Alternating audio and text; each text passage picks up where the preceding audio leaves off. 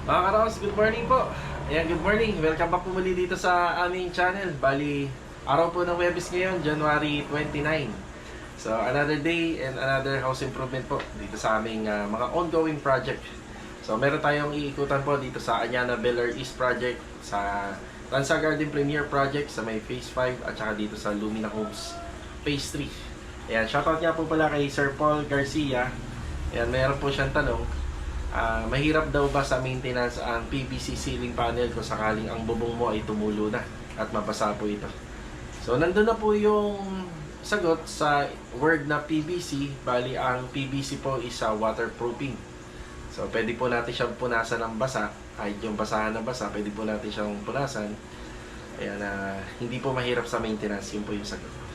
Ayan mga karo, samahan niyo po muli kami ngayong araw na to. Ikot po tayo rito sa tatlong ongoing project natin ngayong araw ng Webes. Enjoy watching po! Let's go! Tara! Okay, good morning. Ayan, kakatapos na namin mag-almusal. Ayan, nag-upgrade na yung aquarium natin. Eh si Louie, morning Louie! At saka kaya Danis.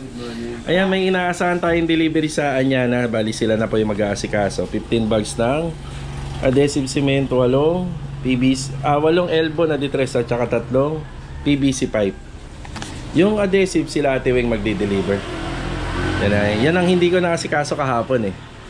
Dapat dito po yan sa sasakyan. Total naman may order. Yan isasabay na natin. Sabay na rin. Hindi pero ito pwede mo nang kunin to dahil kailangan mo. Si Louie naman, di niya pa naman kailangan. Stock lang to. Siguro mga 8:30 to 9 darating yung adhesive. Ay, dadaan ako pala ano? Oo, dadaan ka pa rin. Kumbaga, bili mo na kayo nitong materialis na to. Tapos, daan mo na kayo opisina para ipa-approve yan. Then, diretso sa guard. Pera pambili. Dagdag na ako. Kulang na yan. So, kulang na siya. Sige. Magkano unang binigay ko sa'yo? 2K, no? Sige. Pan-Jollibee? Pang materialis yan.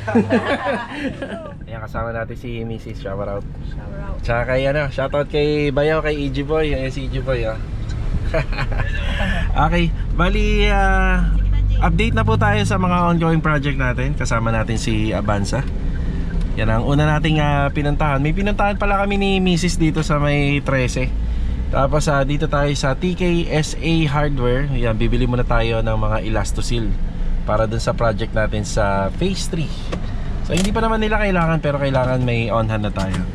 Tapos bibili tayo ng floor drain na gagamitin ni Louie para doon sa 2 TNB sa project natin sa Anyana. Yan na, tara. Okay, ito yung 6 na sachet ng Elastosil Sealant. Yan, bali 1,134. Yan, mabibigay pa po natin to doon sa mga workers natin mamayang hapon pa. Hindi pa naman nila kailangan. Tara. Bali mga karos, nandito naman tayo sa A. Soriano Highway dito sa Tansa. Ayan, sa My Homes. Ayan, bali meron pinapahanap sa atin si client na 10x10 na floor drain. So ganito yung style niya. Nakapagkabit na po kami nito ng maraming beses na. So babaliktarin lang po ito. Pag nabaliktad natin to, ilalagay po doon yung tiles. Ayan, dalawa po to yung binili natin para doon sa toilet and bathroom. Magkano to? Ayan, 960. Dalawa na. Pure stainless. Makapal po siya. Ayan, makapal. Hindi na yuyupi yan. Kapal o. Tara.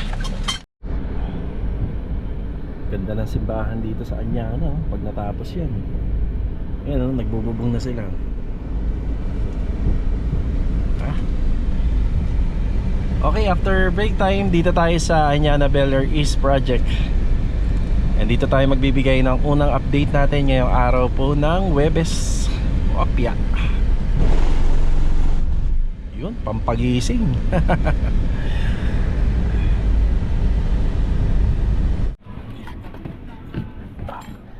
Okay, dito na po tayo sa Anyana Bel-Air East Project. Bali yung tropa galing lang din po yan sa break time. Kaya time check. Alauna pasado.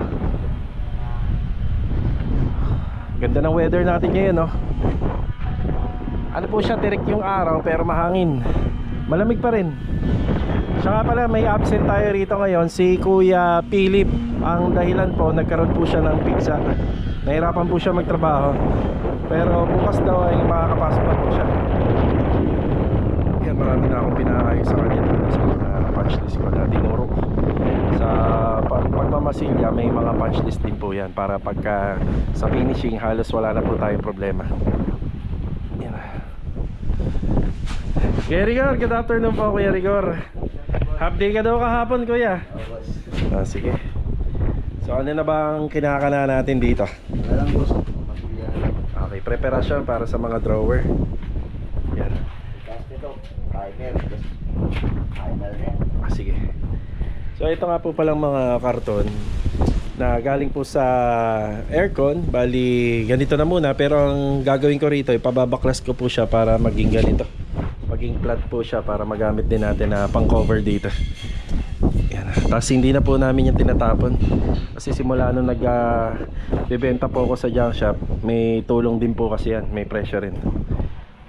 Okay, bali may dumating daw na mga ano rito, adhesive. Nandito na ba? Bali 15 bags po yung order ko na adhesive. Yung mga gamit. Adhesive. Parang wala pa. Wala pa nga rito. Tatanong natin. Ay ano, pasuyo ng sounds, we. Sounds. Kuya, may dumating na ba materialis dito? Adhesive?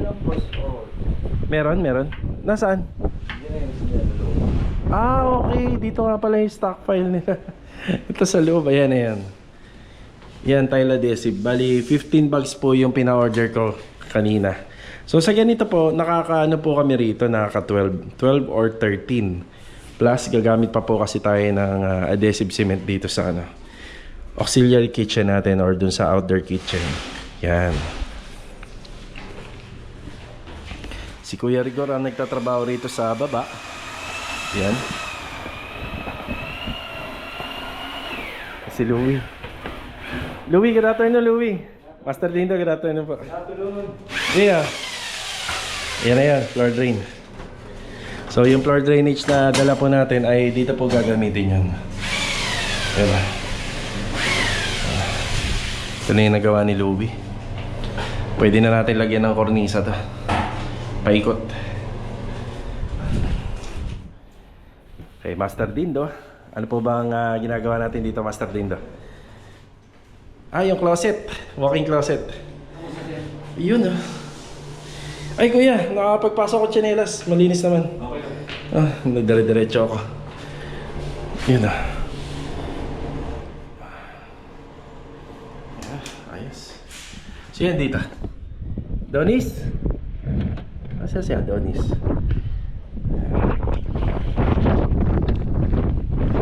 Yan, bali kanina bumili rin po sila ng mga materyales para sa PVC pipe. Ayan, may mga downspout na po yan. Yan, pati kabila. Yun kabilaan. Si Adonis kuya? Sa gilid?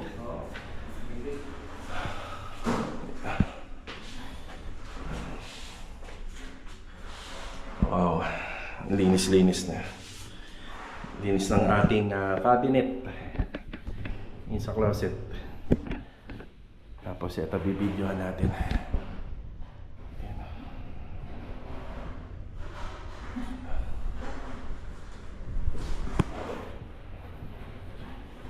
Dito tayo banda.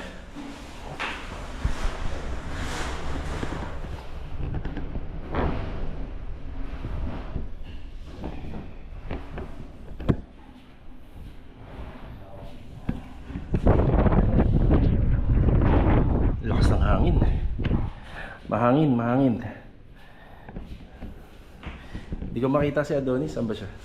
Sa likod? Sa gilid. Doon! Lakas ng hangin.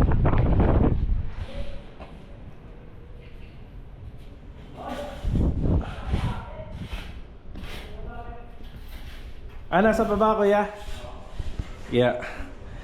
Kuya, yung mga ano pala po pala, bago mag-uwian yung mga karton, baklasin nyo na po, gawin yung flat. Yan, magagamit natin pansapin po yun. Tapos kapag hindi na kailangan, ipo-pull out ka na lang. Sige.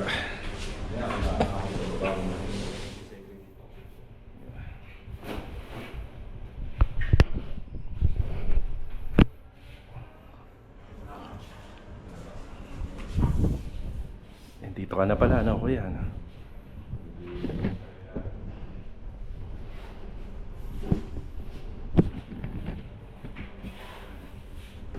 tahimik dito. Mga materialis natin.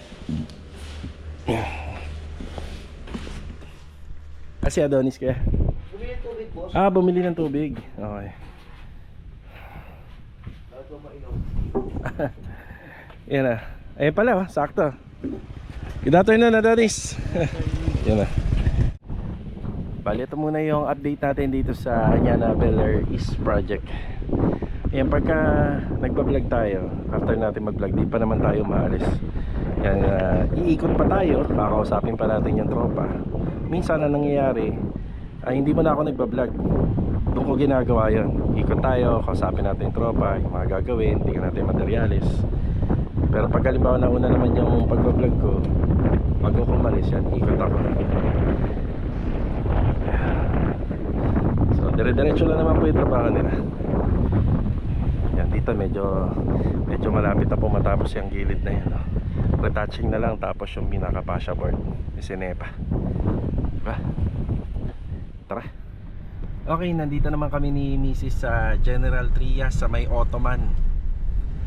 Isa yan sa pinaka mga magaganda mag-car wash po na sasakyan. Ayan, sobrang linis, oh.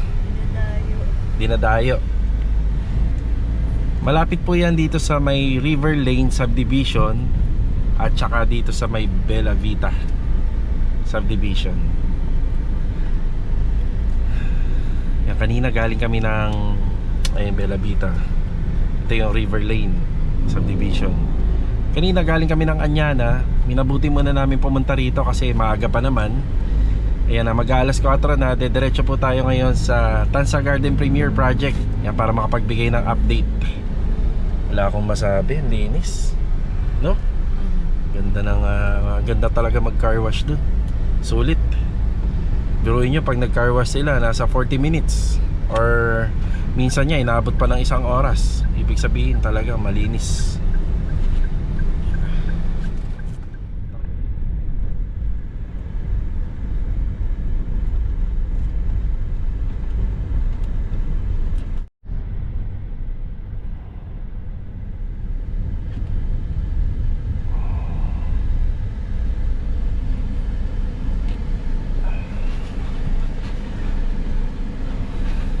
Okay, dito na tayo. Ayan na.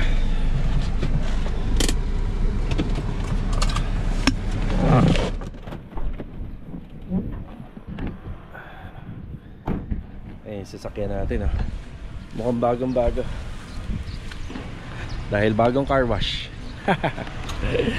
Ayan, diba? So time check, mag-alas 4. Okay, project update. Ayan, titingnan pa ni Mrs. oh. Ano, na-amaze ka talaga sa car wash doon, oh. Magdadalawang buwan yata hindi na car wash to, no? 3 buwan ba? Tagal din.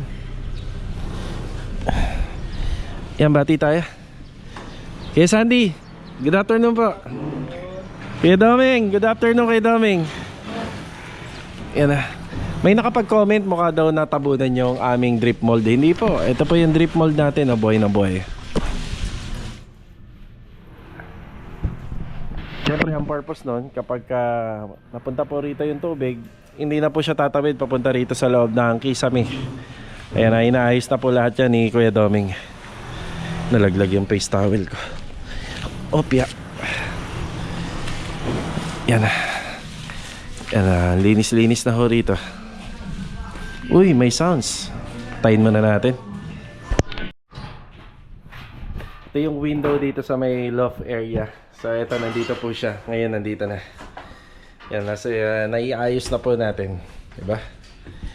Tapos yung gabay, so ang pinaka magiging disenyo nito is 1x1 na tubular. So ipapantay po natin sa lumang disenyo nung handrail. Master Jojo, good afternoon. At saka kay Rusty. Good afternoon. Yan. Yun. Pwede na pala yung kabit yung mga window. Yung mga nandito sa may corner, binago namin yan yung sukat. Bali, itinaas namin. Hindi naman nabago yung sukat ng bintana. In-adjust lang natin pataas. Pero itong sa harapan, as is na daw to. Yan, hindi na daw to babaguhin. Nakakabit na pala yung ano hamba Jo, ano yan 70 by 210 para dito. Okay. Iyan ang 205. Okay. Sige. Kakabit na po yung yung hamba. May konting adjustment lang. Hindi natin siya masasagad sa 210, 210. So magbabawas na lang po kami sa pinto. Kasi syempre naka-slope to. Syempre mababawasan na po yung sukat nito. 'Di ba?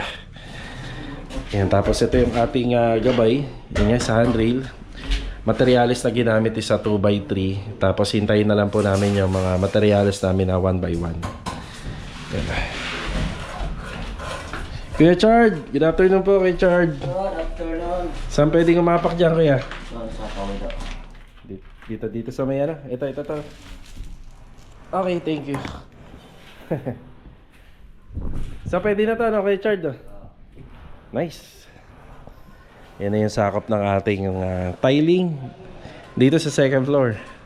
Tapos ito Kuya, pwede na to dito. Papunta ron. Bago yung doon. Itong gitna pwede. Okay, salamat pa. Pwede itong gitna. Yun sagad na rin po pala ron Pag natapos ni Kuya Richard to, yan, pwede na rin mag-proceed doon. Tapos pwede na rin pong ayusin yung mga dapat ayusin dito for schedule na po natin yan. Yan. So 5 po silang gumagawa rito. Ito yung sinasabi ko nung nakaraan, baka hindi na po yan lagyan ng, ng ilaw. Gawa ng kapag priority po nila yung ating roofing framing. So wala na rin pong wala na rin po siyang saysay. Tapos naglagay na lang po kami ng air vents dito. Bali yung air vents namin, yung yung binutasan na lang natin yung mismong Python board. Yan safe na po siya.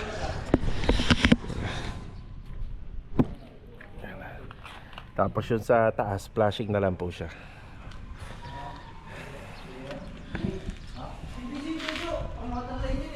Yan okay dito.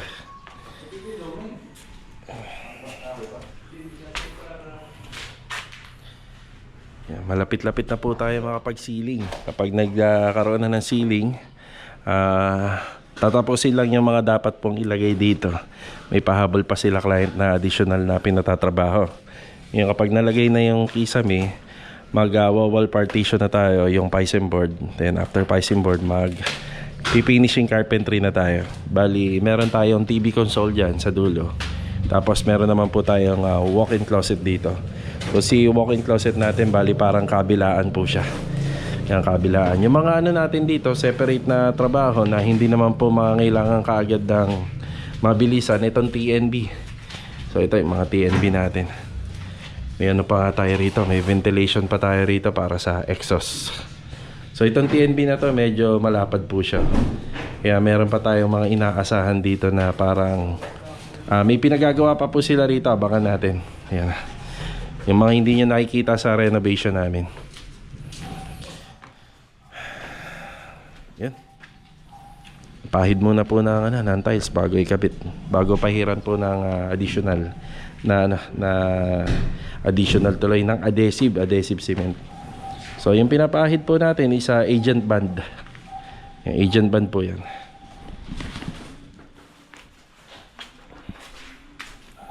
Hop, yeah.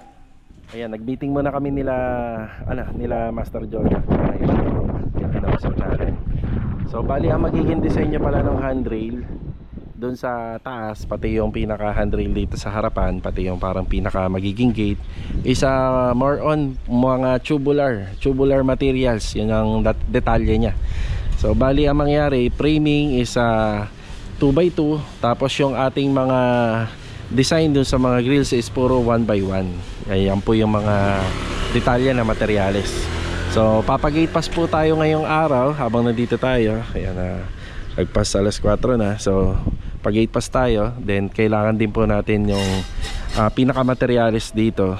Kahit hindi pa nag-go si ma'am, ililista na natin yung mga needs dito para kung sakaling bigla mag-go, magpa-stock tayo ng materials dito.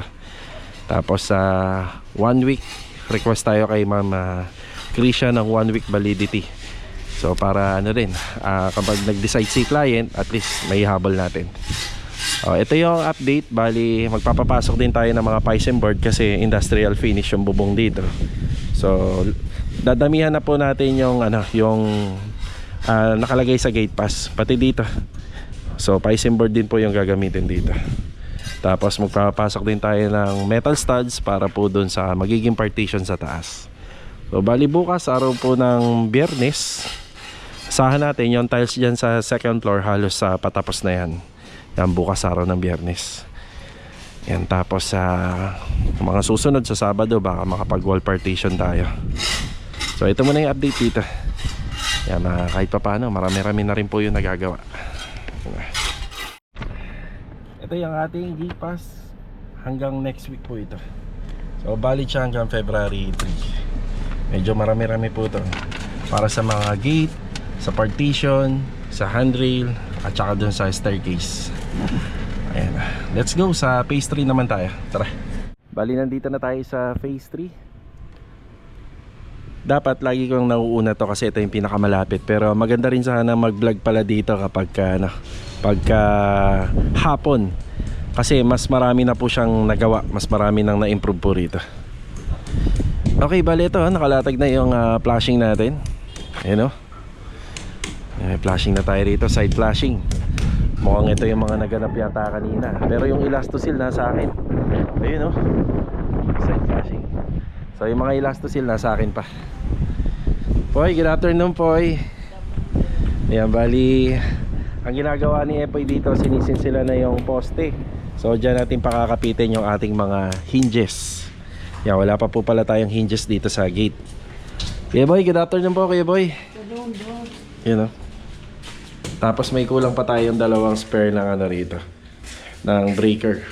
Ricky, good afternoon. Marami-rami na pala na tiles yung sinakop natin dito. Okay. Ayun. So ang pinaka-catch basin nito nandito. Wala na tayo rito na. Sa lababo ang pinaka-catch basin nandito na. Tapos yung hindi ba tayo mahihirapan yan na hindi pa nakasalpak yung hose? Hindi, nang gani ni... Alambre na lang, hihilain. ano naman po ito eh? Isang straight. Okay. Madali lang siya niya. So yung flexible kasi nito, yan nasa akin. So ito, dito na po yan mapupunta. Yan nasa akin pa, bali bukas ibibigay ko kasi meron akong inunang update kasi sa labas. Nahuli, pero wala namang kaso, isang diretso lang siya simula ron hanggang dito. Sa lutuan mismo. Yung ano, hinahaba lang nilabas lang yung ano. Yung gas tank, Kuya Boy. Gas tank po yan. Nandito yung tangke ng gas. Iniwalay lang. Nakahiwalay. Yan. Tapos ano pa ba update dito? Doon tayo sa taas. Taas. Yes, Kuya Boy, bali papaganahin na ni Kuya Boy lahat yan. Iti-testing para malaman natin kung okay na siya. Bali malalagyan na natin ng kisame. Yan. May ceiling na rin dito. Mapapansin nyo lang parang pagkakahiwalay yung wiring dito kasi yung ilalagay na ilaw dyan is tigi-isa po. Tigi-isang pendant. Yan, hindi kagaya po ng mga binibili natin na nasa isang plate na. Yan sana maganda pero nag-request si client na baka daw pwede na yung binili niya. Ayan o. So ginawa na lang natin ang paraan. So yung mga hindi pa nagagawa rito, yung concrete topping. Wala pa po tayo niyan. Ayan ang concrete topping. Ihabol na lang natin yan. Total naman pasado na po sa leak test yan eh.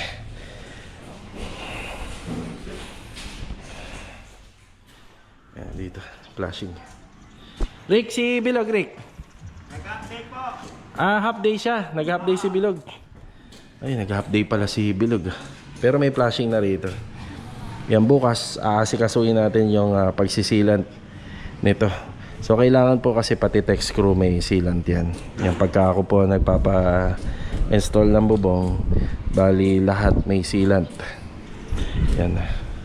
So yun pala, hindi pa napipinturahan ng top coat. Pero meron na siyang ibabaw. Yan, meron na siyang primer. So yung elastosil na sa akin pa. Iwan ko na lang dito para bukas. Yan na. Yan, may flashing na. Pati rito sa side, ayan o. Ang ginagawa pala dyan mga karos, ginagrinder natin yung pader. Tapos yung may flashing, meron pa siyang 1 cm na papasok po sa pader. So ang tendency po kasi nun, kapag yung tubig po, dito lang po, pagka, kunwari ito yung flashing, dito lang po siya pupunta, dudulas lang siya. So pag pinasok ng tubig, dudulas lang. So yun ang technique na ginagawa ng mga, ano po ngayon, mga latero. Kung bakit po yung mga gawa nila talagang halos walang tulo. Pagdating po sa side flashing at saka wall flashing, no, ganun yung ginagawa nila. Yan, no. Yan. Magpapa-elastosil tayo bukas. Yan, para kapag umulan, ma-test natin. Tapos may touch up naman tayo sa bubong. So kahit na may makikita tayong parang gray na sealant, kahit sabihin na natin na mas maganda po yung ganito, na wala tayong nakikitang sealant, mas doon tayo sa sigurado kasi pag sinabing bubong, dapat walang tulo. So yan, papalinis natin yan. Tapos bago matapos yung ating renovation dito, may touch up po yan. Para sigurado. Ano na yung mga susunod na papasok na trabaho rito? Bali finishing carpentry na. Pwede na tayo magpa-finishing carpentry. Yan, magpapastock na tayo ng materials dito. Plywood. Kailangan na natin. Tapos yun dito, may mga konting pagbabago lang. Hinuhuli ko na lang tong area na to kasi ano naman to eh. May sarili siyang dimension area kaya kahit huli na lang po yan.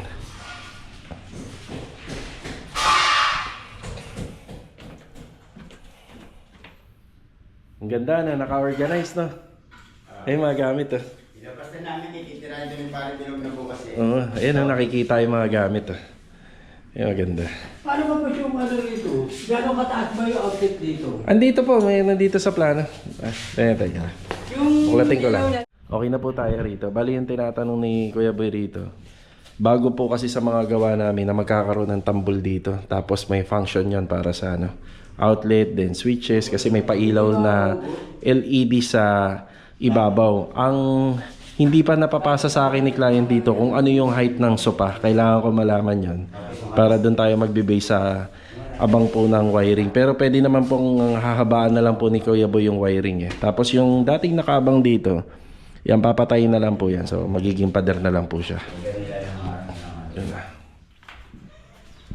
Okay, bali hinges na yung mga kasunod na kailangan natin dito para sa gate.